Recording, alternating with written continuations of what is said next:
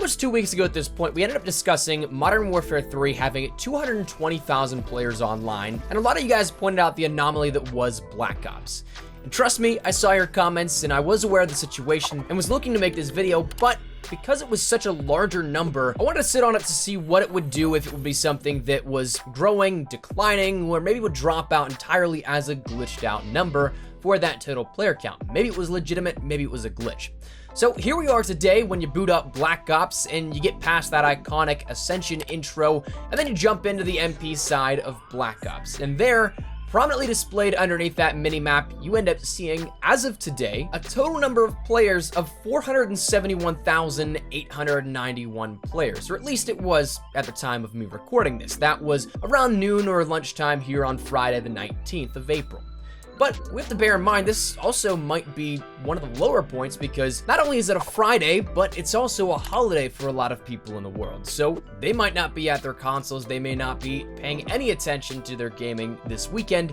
And so therefore, it very well could bounce back up to where it was just a couple of days ago of 500,000 players in 2019. Now that's absolutely spectacular, but is it something that does hold up? Well, truth be told, I do think that it is probably just a glitched player count. It might be something that accounts for install numbers. It might account for global player counts across Xbox One, PlayStation 3, and Xbox 360, as well as Steam on PC. It could be a number of things, but when you take a look at it and break it down a little bit further, you end up seeing that there's about 59,000 players online in the MP portion and around 25,000 online in the Zombies end, for at least Xbox One. And unless there is 400,000 players online playing campaign, those numbers don't exactly add up. But aside from just one number displayed underneath the global minimap counter, that is something that you still find games actually rather easily. Black Ops has for the longest time probably been one of the easier games of the past Call of Duty titles to jump back online and find a populated match, or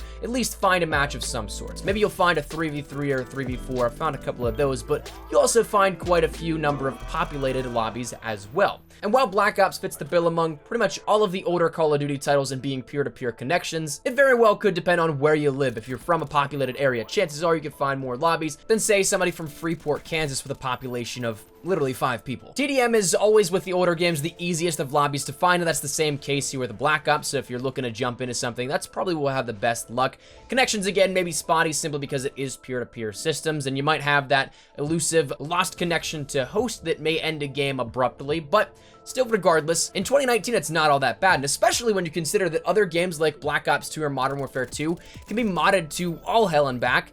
Black Ops actually isn't near as bad as that. I don't think that I've come in contact, having jumped on intermittently over the past couple of months here and there, I don't think that I've come into contact with one modded lobby in Black Ops. So I feel safe enough to say that it's at least better than those other 2 titles that we just named off. And again, a real quick mention before we jump too far into talking about Black Ops a little further with this video is that, as with the Modern Warfare 3 video, I seriously don't know if it's because I've become so used to playing on PlayStation 4 and the different size controller there, and if it's a combination of my scuff on Xbox One being broken, but I was terrible, man. So you're probably going to see some older gameplay here just so you don't see death over death over death, but wanted to give you guys that heads up before we break into a lot of this here. But in terms of 2019, it's of course going to be your classic Call of Duty feel to it. You're going to have some things where it might take a little time to find lobbies, you might have some dodgier connections like we just mentioned, but overall it's still a ton of fun. But this leads me into the topic of Black Ops as a whole, because really, it doesn't matter to me how many players there are in my game, it just felt good to be back. Black Ops revolutionized COD in so many different ways, and it's a huge nostalgia trip for one, but it's awesome to kind of revisit that past where this was all brand new at a time to us. It was something that completely changed how we played Call of Duty, but it wasn't anything like exo movement or thrusters like that that eventually pushed some players away. Instead, you had some things that revolutionized COD in a really cool way. One of the biggest ones that a lot of players may overlook initially, but I thought was one of the coolest things at the time, was the introduction of gold camo as an earnable camo for all primary weapons. We can't necessarily say it was the introduction of gold camo. That would have to have an asterisk on it because Modern Warfare, the original, ended up introducing the Gold Desert Eagle, the M1014, the Dragunov, the Mini Uzi, the AK-47, and the M60E4, all with gold on that by completing each of their subsequent classification challenges, such as shotgun challenges, sniper challenges, submachine gun, assault rifle, and LMG challenges, and the gold Desert Eagle was awarded at rank 55. But in terms of things you could actually put on every single primary, unfortunately secondaries weren't necessarily in the mix there yet, so we couldn't put gold on those, but you could equip it on any primary that you wanted. And also, camos were completely different as well. You no longer had to get headshots like you had to previously, and still do to this day. Instead, you ended up buying the camos with the in-game earnable COD points, which we'll end up talking about in a second, but it was a grind and it was definitely worth it. And coming back to it, gold camo at that time, we'll talk about some gold standards, no pun intended, here in this video. I think this is one of the best, if not the best, gold camo in the entire franchise. Outside of that, we saw things like customization revolutionized. This is the first time you could end up really doing any significant customization in COD. Face paints altered the uniforms and the operator's visualization and offered a little bit more uniqueness here with this, and of course with all the camos in the mix as well, it was definitely something cool. You had your first introduction in a creatable emblem as the user. You could end up showing off your own Picasso. All of this and more was thanks in part to COD points, which you could end up actually earning in-game, not the COD points that we see in Black Ops 4 today, World War II, Infinite Warfare, Black Ops 3, and so on and so forth, that takes your actual IRL money and turns it into digital currency, but instead, this was a homegrown, organic, and in-house currency system within Black Ops that rewarded players for grinding, taking some risks in what was ultimately wager matches as well, which we'll talk about in a second, which were really cool.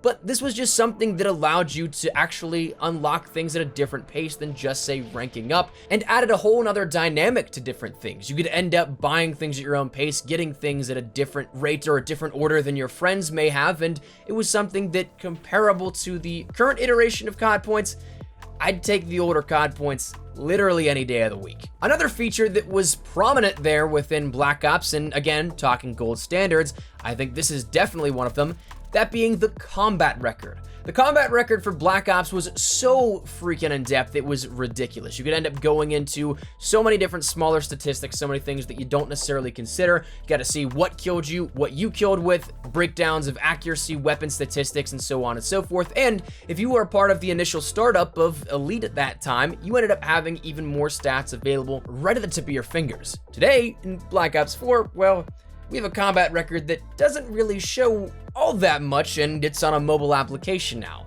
not actually in game. And again, coming back to it, if I were to have to choose between today's and Black Ops' combat record, Black Ops' combat record all day. And not really to try and keep slapping Black Ops 4 in the face with a wet noodle about things that aren't in the game, but the original Black Ops had an absolutely fantastic contract system.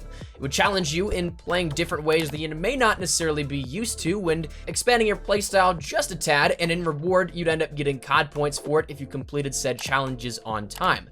And talking about contracts, again, not really to keep unloading here on it, but I don't know why we don't have contracts in Black Ops 4 just yet. I think it'd be a perfect addition for grinders in the game that just want to keep playing and keep earning outside of just the regular ranking system. Additionally, other things like wager matches, again, that was something you could end up putting down your COD points in hopes of getting a little more back. And unfortunately, I think this was kind of removed from the franchise because it technically was gambling in a sense. While it might not be the gambling that you think of and going to the casino and betting your real money, it was still at a fundamental level kind of the same thing, and so therefore I'm pretty sure that actually had some legal issues with it, and that's why we never saw it come back. But ultimately you could end up doubling down and exponentially bagging more COD points than what you enter into the game with, and that starts to add up and up, into which you can end up getting more camos, new customization, and so on and so forth. So it's a cool little thing to that end that pitted players against it and really had people put their in-game money where their mouth was whenever it came to, say, things like 1v1s. There was actually some high risk, high reward with it, which was something really cool at the time. The final thing that was revolutionized was streaks in a sense. They were absolutely legendary by all accounts. Some of the things we talked about again here on the channel before, things like the Huey, things like the SR-71 Blackbird, the dogs of all things. There's so many iconic streaks within Black Ops that it's just an all-star lineup. But streaks also were revolutionized outside of them just being awesome because it was the first time that we saw kill streaks didn't stack towards your next streak. So your streaks were dependent on your gun kills and chaining those together. Previously, you could end up using streak kills to get you more streaks in games like Modern Warfare 2, World at War, and Modern Warfare the original. So it was a bit of a disconnect for many at the time, but it's still something that we see continue as a precedent set by Black Ops to this day. Your streaks don't give you more streaks, but it's now just down to your gun skill. Outside of that, things that maybe weren't revolutionized but were still freaking awesome were the weaponry, the Commando, the FAMAS, the L96A1, all just to name a few. Maps were absolutely iconic: Jungle, Nuketown, Summit, Firing Range, Havana, again among an absolute all-star roster there. There was so much about Black Ops that was so much fun, and even just going back, though it was maybe just a glitched player count that showcases just under 500,000 players online in 2019, man, it was just good to get back. It was fun to jump back to the classics, the golden era, if you will, as a lot of people will consider it, and immerse yourself in what was the classics, the things that we maybe all fell in love with initially, Call of Duty 4. So, therefore, while it might not be entirely accurate, I'm still happy I went back and investigated. I'm still happy I got to play around a little bit. And even though, again, like we mentioned at the very beginning, I pretty much sucked at it, I was okay with it. It felt good to be home. So in that sense, gonna wrap it up there. Let me know your thoughts in the comments down below. What do you miss here out of the original Black Ops the most? Is there anything that you guys exceptionally miss out of what we listed? Maybe something we didn't list and you'd like to add a list? Whatever it is, feel free to let me know your thoughts in the comments down below, but wanted to kind of do a retrospective look here, round into the weekend with a little more of a fun video than anything else. So hopefully you enjoyed the video. If you did, make sure you drop a like down below, and of course, if you are new to the channel, make sure you guys subscribe so you don't miss a single thing regarding all things Black Ops 4, MP, Blackout, Zombies. We got you covered with all that kind of stuff, and occasionally some throwback stuff like this. So if any of that interests you, hit that subscribe button so you don't miss a single thing. And if you guys also want to follow me over on Twitter and Instagram, those are the best places to get connected outside of YouTube. Practically live on both those. So if you guys want to check out a conversation, ask me a question, whatever it may be, that link is down there in the description below. Well, that's it. Now, the way, thank you guys all so much for watching. My Espresso. I'll see you guys later. Take care and peace.